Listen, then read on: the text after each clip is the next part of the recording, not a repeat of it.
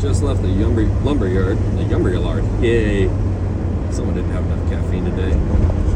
Anywho, just left the lumber yard, getting some subfloor materials for the bathroom remodel I'm working, or laundry room remodel I'm working on. Working on a lot of projects. But you would not believe, well, maybe you would, how much it costs. Even with the discount I get because I used to work there, it was almost 120 bucks for 3 pieces of subfloor and a couple pieces of trim. On top of the over 200 we spent just getting the flooring and the grout and everything for the tile work. I cannot believe how things are going right now. I feel bad for all the kids that are going to get jobs now thinking $17.50, $18 an hour is a good job. They are in for a world of hurt. And when I started, it was $9.25, and you can make good money. Barely get into a decent apartment, but you can make good money. And now it's like you're gotta be making $25-30 an hour just to survive. I'm making over 30, and we're scraping by, even with these projects. I just feel bad for the kids these days. So here is the project. You can see I gotta replace all this flooring where it cracked. I forgot where I bought this. I think it was my old job. It's all blown apart. We're gonna pull out the old linoleum padding here, lay down some subfloor, and get it all squared up and grouted. Hopefully today. That's the plan, at least. After we do this, a little bit of flooring took 2 hours to rip out with all the linoleum they tucked up underneath this when they put it in. And a door jamb, and then after that, I already got 2 pieces of subfloor put in. I got a couple more to tack in. Get that done for the night, and tomorrow I gotta put in tile. Wow. So I got all the subfloor done, except this little corner. But the challenge I have with this corner is that I have to piece together a bunch of little pieces to figure out how to make that math work out.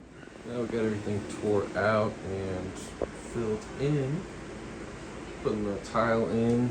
It's just a 12 by 12 vinyl sticker tile and 1/8 inch spacers for the grout lines that we're gonna do.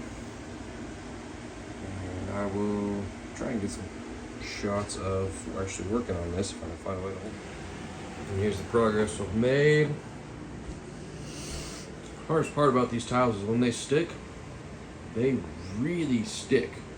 So if you don't get it square the first time, you're just gonna end up breaking it and have to put a brand new one in. So you better get that one squared. But you can see this one. It's there. You can see where it's snapped from me trying to pick it up. But luckily this piece, there's enough solid to it.